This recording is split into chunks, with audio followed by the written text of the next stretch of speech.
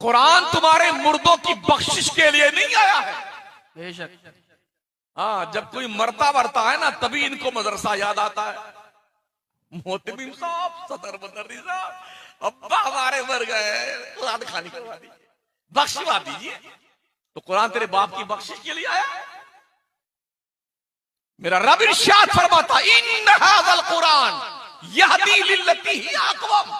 ये कुरान इसलिए आया है ताकि पूरी दुनिया की कमांडिंग तुम्हारे हाथ में दे। बेशक बेशक, सुभान अल्लाह सुभान अल्लाह। पूरी दुनिया को हिदायत देने के लिए कुरान आया है, और हमने इसे मुर्दों की बख्शिश की किताब समझ लिया, और कुछ लोगों ने इसे तावीज की किताब समझ लिया है। दो चार लाइन लिखी आड़ी टेढ़ी गले में लटका लिया।